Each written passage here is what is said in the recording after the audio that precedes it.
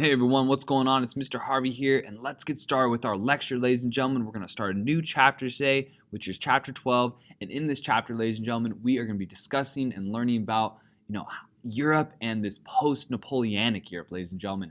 Where does Europe go after the French Revolution? How is Europe going to react to Napoleon and the French Revolution? And what are some of the changes that we're going to be seeing after Napoleon and the French Revolution? So in this chapter, ladies and gentlemen, we're going to be discussing the Congress of Vienna, the Congress system, and the major isms of the early 1800s, 19th century, conservatism, nationalism, liberalism, and we are also going to be discussing, ladies and gentlemen, more revolutions, the French Revolution spreading throughout the rest of Europe, new countries, and the revolutions also not just spreading throughout Europe, but the rest of the world. So let's get into it, ladies and gentlemen. All right. A major component of the 1800s, the early 1800s, and the 19th century is nationalism. Nationalism is going to be one of our major isms that we're going to be discussing in this chapter and throughout the rest of the course. And we are going to be seeing, ladies and gentlemen, people wanting their own country. Germans wanting a Germany. Italians wanting an Italy. All right. Countries in the Balkan areas that are ruled by, Austria, Poland, the Poles wanting a Poland, all right? So we are going to be seeing, ladies and gentlemen, more revolution. All right, y'all were like, wait, what? We're going to see more French revolutions. We're going to see more revolutions all throughout Europe, ladies and gentlemen.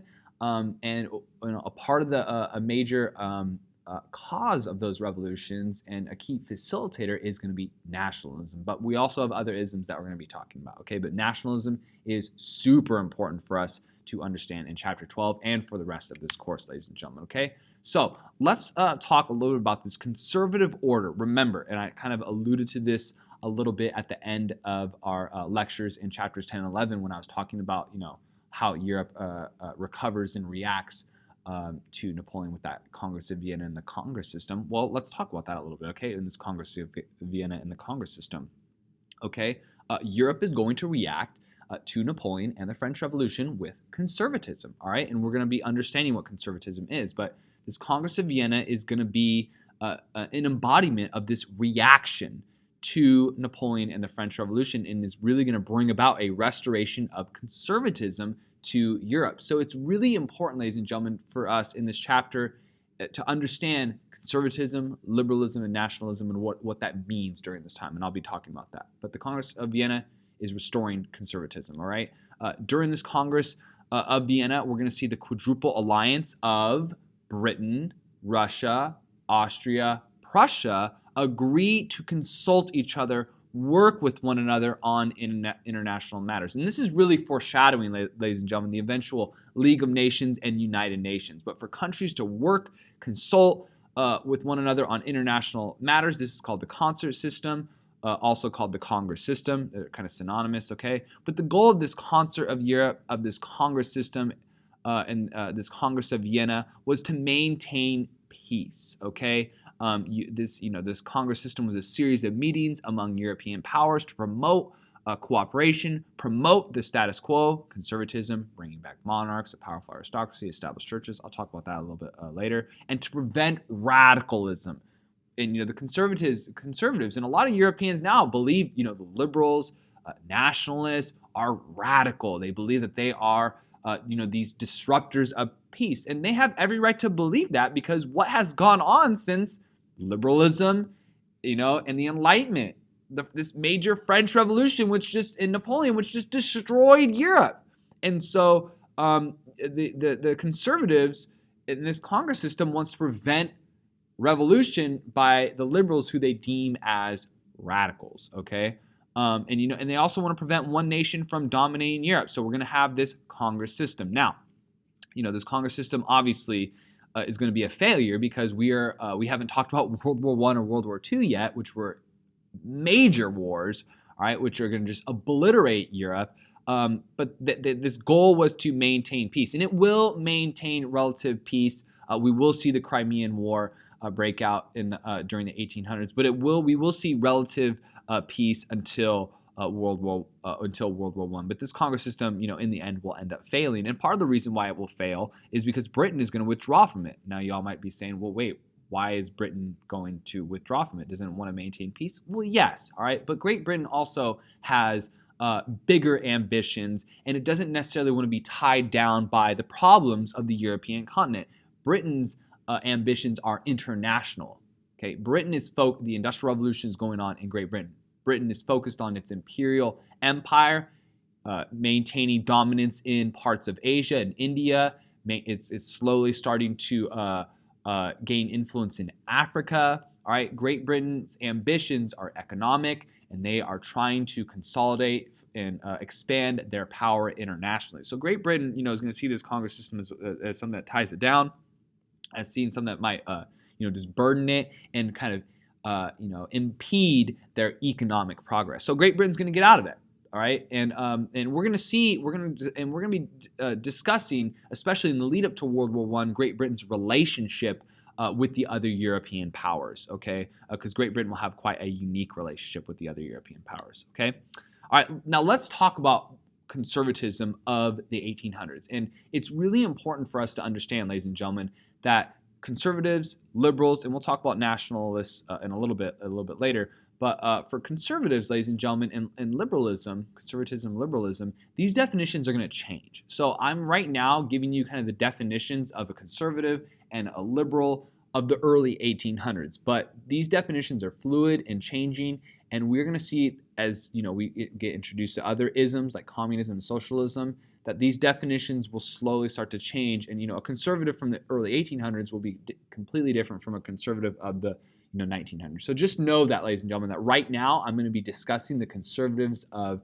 the 1800s, and that definition will change. So what is a conservative of the 19th century of the early 1800s? Well, there's some major ideas that they believe in, okay, which are monarchs, powerful aristocracies, established churches. And the way that I think about a conservative of the early 1800s is, well, someone who believes in the ancien regime. All right, conservatives are people who support that ancien regime, that status quo that was obviously disrupted and interrupted by the French Revolution and Napoleon. And so, a powerful monarch, powerful aristocracies, where you had privilege, where you had a clear separation of people based on social differences, political differences, economic differences, and then obviously, having a close relationship between the state and religion.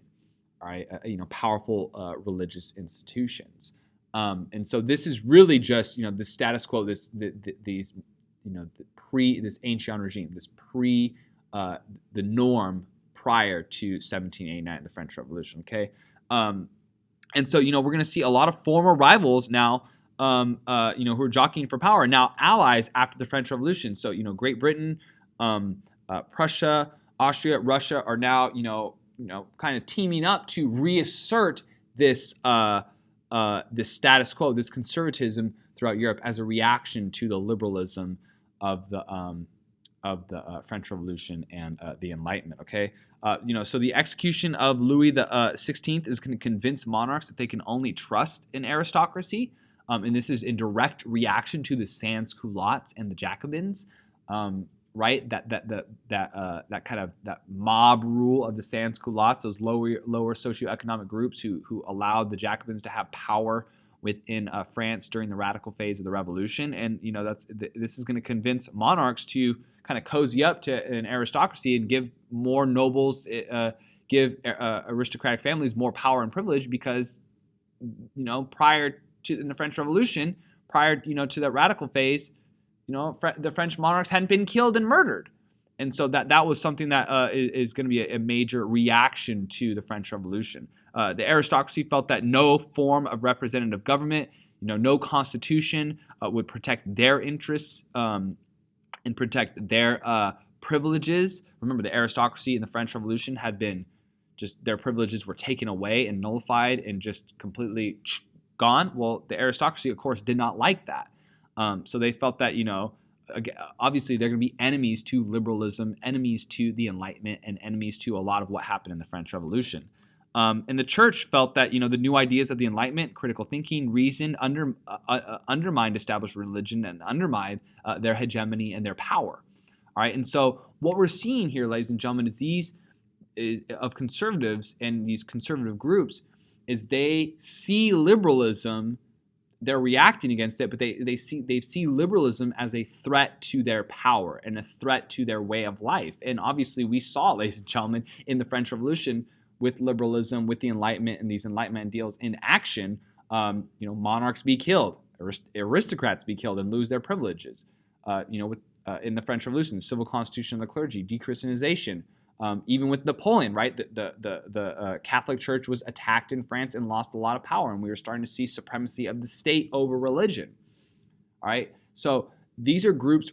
These are groups, and this is an ideology that is reacting against that liberalism. Okay, and really trying to create a status quo, bringing back the ancient regime, bringing things back to where it was before all this liberalism, before all this, these ideas. Okay.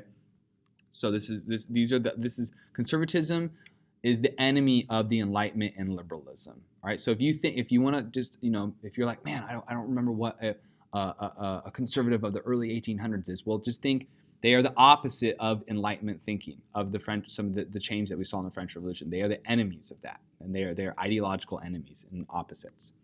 Okay, and the conservatism of the 1800s, ladies and gentlemen, is going to be embodied by Metternich of Austria, and we're going to talk about why Metternich really embodies this conservatism, because Austria has the most to lose if conservatism does not stay put, okay, and kind of reign in Austria. And it was intellectually defended by Edmund Burke. And if you remember Edmund Burke, he heavily criticized the French Revolution. He predicted what was going to happen. He predicted the sans-culottes and the murder and the execution of the monarchs, Louis the 16th and Marie Antoinette. And he also predicted, ladies and gentlemen, the rise of a military dictatorship in the form of Napoleon. So Edmund Burke, and conservatives had a lot of actual, influence and a lot of clout during this time, because a lot of what they predicted and said came true. And liberals during this time, ladies and gentlemen, this is one of the reasons why conservatism is going to take such hold after Napoleon. Liberals are going to have a really hard time defending their ideologies after the Napoleonic Wars and after just the chaos of the French Revolution. All right, people are going to look at the liberals and look at their beliefs and say, that really didn't work out that great, because there was chaos and murder, and we saw a military coup and dictatorship that just burned Europe down to the ground. And so conservatives are going to have a great opportunity to reassert their power, because there's going to be a lot of support for conservative ideologies, especially after the chaos of Napoleon and the French Revolution. Okay, now the two ideological the two greatest ideologies that are going to challenge conservatism, and the two greatest ideologies that are really going to confront conservatism, are going to be nationalism and liberalism. All right, and we're going to kind of go through each. All right, but these are the two greatest ideologies that really are going to be opposing conservatism in a post-Napoleonic Europe, ladies and gentlemen. Okay, now nationalism is this idea, all right, that people are united. That countries should be made up of people united by a common language, a common custom, culture, and history, right? People who speak the same language, who celebrate the same, holidays or events. People who, eat similar foods and have similar, religious beliefs. It's culture, and this is a brand new idea. This is a radical new idea. And it's this idea that these people should be administered by the same government. So a Germanic people should be in a Germanic country, ruled by a Germanic leader. All right, and this is going to be new, and this is I'll talk about this a little bit later. But this is going to be an idea that some conservative countries, especially Austria, Russia, that are ethnic, multinational empires, that are going to fear this, because obviously if nationalism takes hold in these empires like Russia, the Russian Empire, and the Austrian Empire, well, it's going to tear these empires apart, because there's numerous ethnic groups within these empires that want their own country. And we'll talk about that a little bit later, but this idea of nationalism, that people should be brought together by a common language, culture, religion, history, customs, holidays, right? The people should be in the country, that are similar. These people should, these similar people should have their own country, all right? And we're going to see that Italy, Germany, all right, and we're going to see that all over nationalism, right? And it's going to be a key effect of Napoleon, ladies and gentlemen, a key effect, one of our key isms that we really need to know. All right, obviously, in this painting right here, you can see Italy, Italian nationalism. All right, the Italians wanting the French out of their country, Austria out of their country, so they can unite their country. So Italians, these shared Italians who share this similar language, culture, history, religion, can have their own country without foreign interference. All right, and we'll be seeing that. All right, Italian unification, German unification, and we're going to see Belgium, Greece, tons of new countries, partly because of nationalism. All right, so we're going to see, ladies and gentlemen, nationalists pose a threat to the Congress of Vienna and a threat to conservatives and some of the conservative order, and we're going to be getting to that. Nationalists, like I said before, felt that their nation should be based on ethnicity, not a monarchy, not a dynasty, as necessarily the basis for national unity. And what I mean by that is that nationalists felt that their country should be based on a shared ethnicity, that the ruler should not unite the people. It should be the people who are the unifying factor. What I mean by that is, like, for example, you have the Austrian Empire. Well, these people are only linked together because they have this shared leader, right? This leader who's their Austrian, emperor, empress, right? The nationalists felt that no, these people should, be united. A country should not be united by a ruler per se, but by the people. The people having, people being able to unify with shared language and culture, like I've said before. And so you have these huge multinational empires where you have Germans, Hungarians, Slavs, Slovenes, Croatians, and the Croatians want their own country. The Czechs want their own country. They speak a similar language, and they have similar cultural influences and cultural history with other Czechs. And so these different groups want to unify based on their shared, commonalities with their own people, not necessarily the idea that they share a ruler with everyone else. And so these ethnic groups are going to want their own country. That's the main point. All right, so and this is directly going to conflict with these multinational states like Austria and Russia. And don't forget about Russia. Russia is a multinational state as well. You have Ukraine there, right? You have parts of Poland there, right? And so you have these groups, these people that want their own country, that want their own nation, and that's going to be this idea that the same people with these same characteristics, these same cultural values, languages, right, religions should reside in the same state. Nationalism, very important, ladies and gentlemen, okay? And that nations should be based on the quality of the people, not the rulers, all right? And this idea of popular sovereignty, the people deciding through the majority, the people deciding, what country they want to live in. All right, very important, okay? But there is confusion, though, because in some countries, in some areas, you will have minority groups, all right? So, like in some areas, in different countries, you're going to have, like, for example, in some of the Germanic lands, you might have Poles living there. In Italy, you might have some, the French living there, other groups. So that might cause some confusion, ladies and gentlemen. Many Europeans are going to live in some areas and speak different dialects and have different religions. But my point is, the major point here, ladies and gentlemen, is that nationalists are going to be instrumental in the creation of new nations, and we are going to see new nations, ladies and gentlemen. Lots of new nations coming out in the 1800s. So nationalism, you don't necessarily need to memorize everything. It's just this idea of people, a shared ethnic group, the shared language, history, culture, wanting their own country. And we're going to be seeing that. Okay, and so we're going to see nationalist writers, nationalist historians, nationalist linguists are going to recruit historians, recruit linguists to help them unite the people. Nationalists would go out and recruit historians to chronicle and write out a shared, national past for similar groups. You're going to have nationalist writers, printing out books and journals and newspaper articles about, for example, in Germany, the 30 Years' War.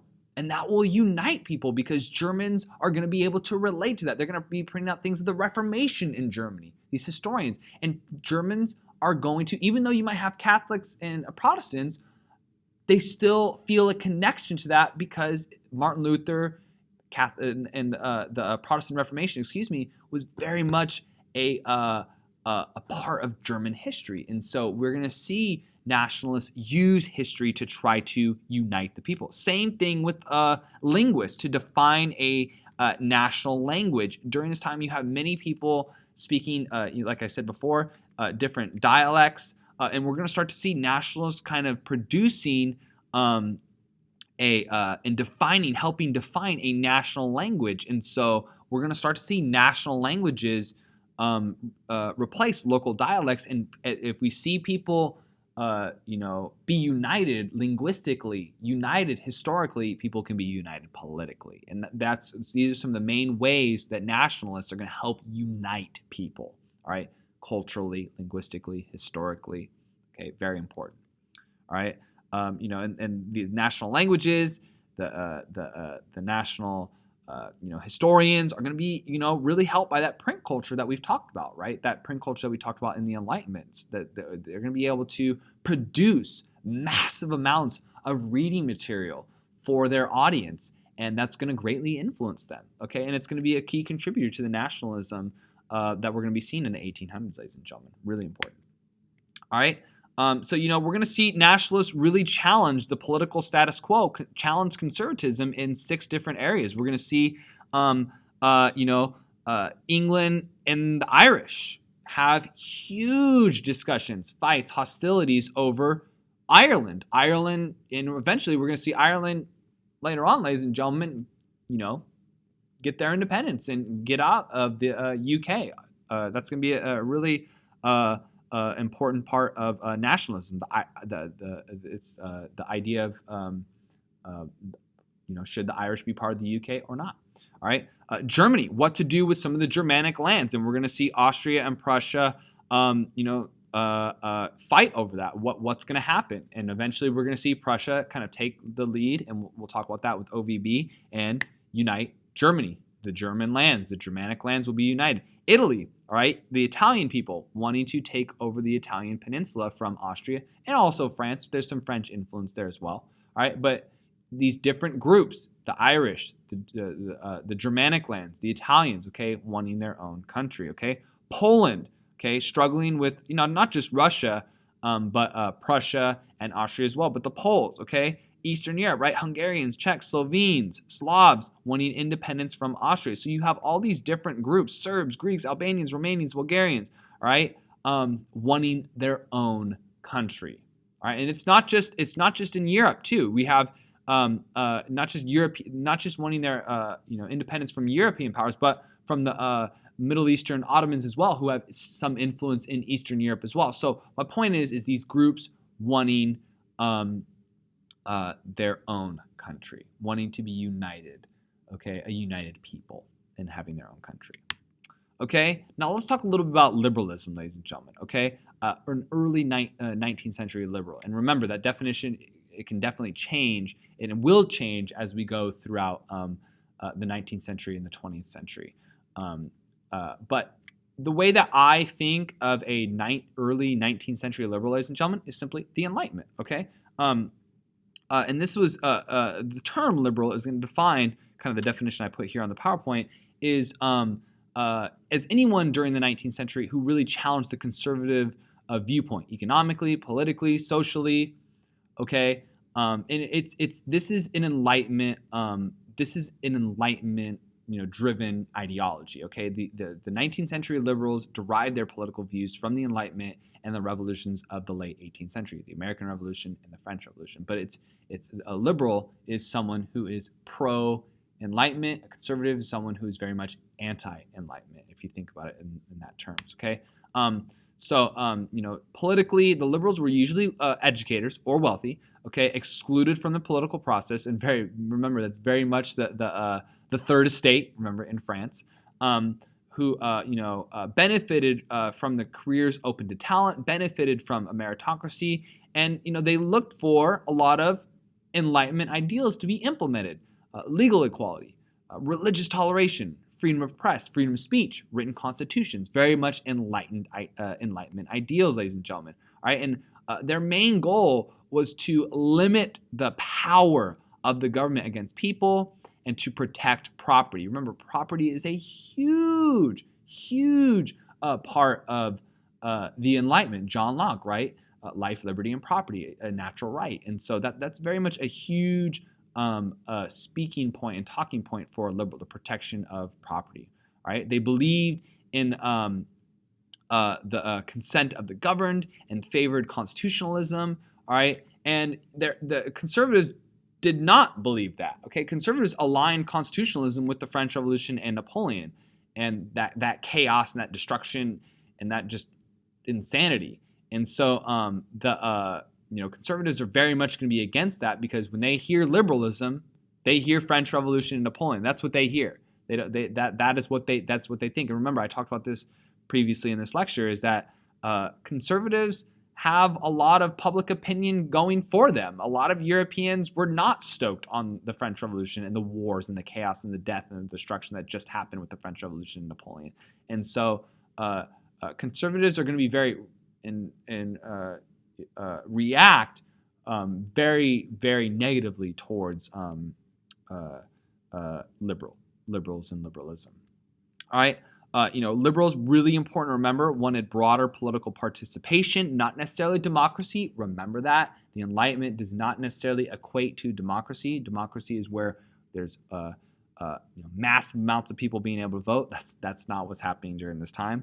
All right. And the liberals wanted to extend representation to the propertied classes, and they are going to be have a lot of hostility with the aristocracy, have a lot of hostility with the monarchy, established churches. And we're going to see this, ladies and gentlemen, conservatives and liberals kind of duking it out and fighting for power in the 19th century, in the 1800s, ladies and gentlemen. But a liberal, the way I just think about it, pro-Enlightenment. Okay, pro-Enlightenment, especially during the early 19th century. All right. So we're going to see, ladies and gentlemen, even though the French Revolution and the Napoleonic Wars are over, liberalism is still there. Now, obviously, we're going to see conservatism really reign over Europe, but we're still going to see liberals in France and Britain and Germany. And we're going to see them all over. Okay, the British liberals, one of their main goals is they already had a constitution. They already had a bill of rights, the English Bill of Rights. And they already had a parliamentary government where there was a separation of powers. They just simply wanted more representation. Okay. In both France and Britain, they wanted to protect, certain civil liberties like, freedom of the press, freedom of speech, okay, and to expand the electorate, aka give more people the right to vote. Now, y'all might be saying like, Harvey, that's democracy, and they're gonna try to avoid democracy, aka all people being able to vote and have political representation. And so they want to expand the electorate and give more people, the right to vote, but not everyone the right to vote.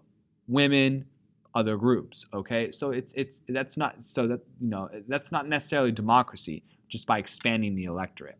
All right, but they want to give more representation, more of a political say for people while avoiding full-blown democracy and giving everyone the right to vote and participate. All right, in Germany, liberalism is going to meet some stiffer resistance, and this is something really important for us to know, is that when Germany does unite with Otto von Bismarck, Germany is actually going to become one of the most conservative nations. So liberalism is going to have a tough time really working in Germany, and we'll talk about what Otto von Bismarck does and OVB does when he unites, when he ends up uniting Germany but liberalism is going to have a tough time working there, and Germany will end up as a conservative nation when it unites.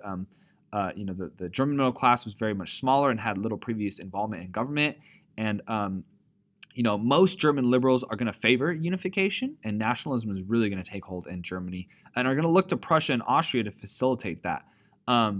And so, we're going to see a lot of German liberals actually be inclined to support and be tolerant of a monarch and a strong central state.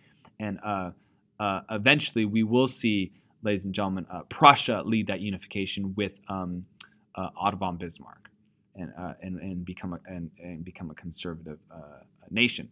Economically, right? Well, liberalism, Enlightenment, economics, capitalism.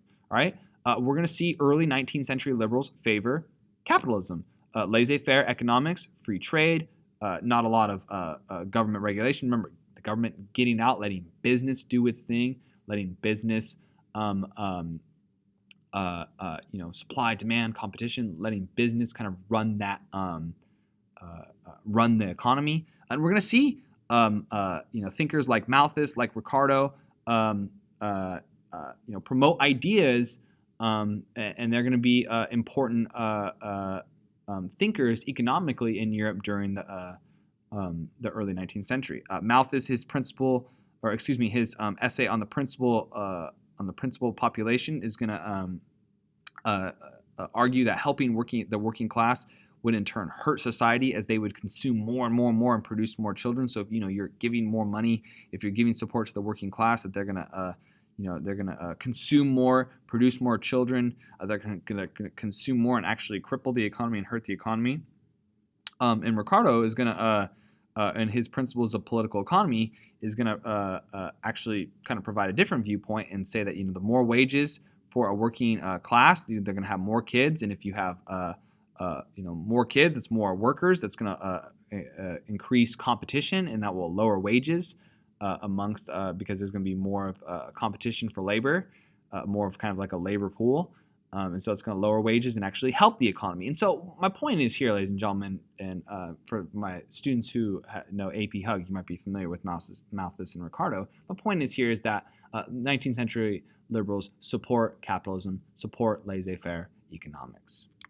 Okay? Now, this is super important, ladies and gentlemen. I know this lecture is a little long. I'll stop shortly. I think we have one more slide.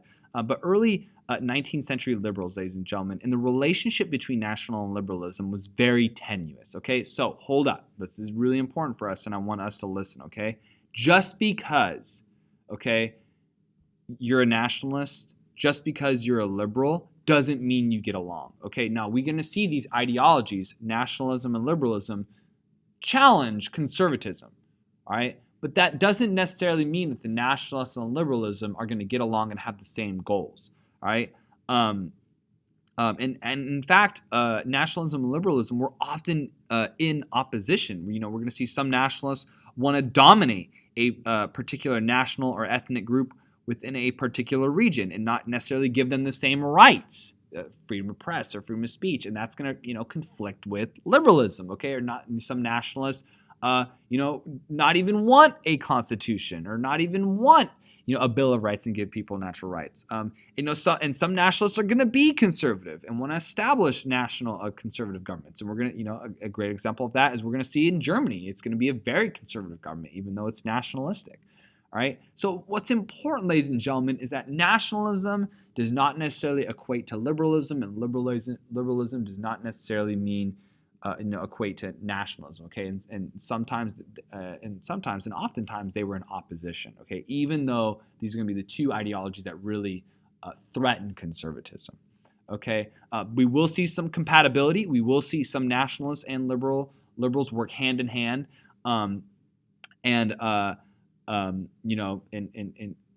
try to work together to change and combat conservatism. We will see that. Nationalists could gain liberal support from across European liberals by kind of sharing in liberal ideas and kind of buying into liberal ideas. But I'm just trying to make the point, ladies and gentlemen, is that nationalist does not necessarily mean that they're liberal. Liberal does not necessarily mean they're nationalists, and sometimes they would fight one another and in their fight against conservatism. Okay, I think that's it for today. Oh, no, let's talk quickly. That's not it. I want to finish up this slide. Let's talk about liberalism and then also nationalism, okay? And we're going to see a dramatic impact of liberalism and nationalism, ladies and gentlemen, in the 1800s, okay? We are going to see more revolution based on these ideologies, these isms, okay? We're going to see France revolt again in 1830 and in 1848. We're going to see Serbia. We're going to see Belgium. We're going to see Poland. We're going to see revolts there. We're going to see Great Britain have numerous reform measures in the 1830s, 1840s, 1850s, and throughout and into the 20th century, throughout the 19th century and into the 20th century as a reaction to liberalism. And with liberalism and nationalism, we're going to see Germany. There's going to be a lot of movement in Germany. On a liberal sense, we're going to see liberals try to challenge conservatism within Germany during the 19th century, but we'll also see nationalism as well. And eventually we will see Germany unite and Italy unite. And a lot of these countries, we're going to see a Serbia, we're going to see Belgium have its own country. And so we will see the impact, liberalism and nationalism have a tremendous impact. We will see revolution, we will see fighting, and we will see calls for change in the 19th century, ladies and gentlemen. Okay, that's it for today, ladies and gentlemen. I really appreciate y'all. This was a little bit of a longer lecture, but we are well on our way in chapter 12. Okay, in the next lecture, we're going to talk more about conservatism and some of the major movements of conservatism in a post-Napoleonic Europe. Okay, all right, everyone, have a fantastic day. Thank you so much.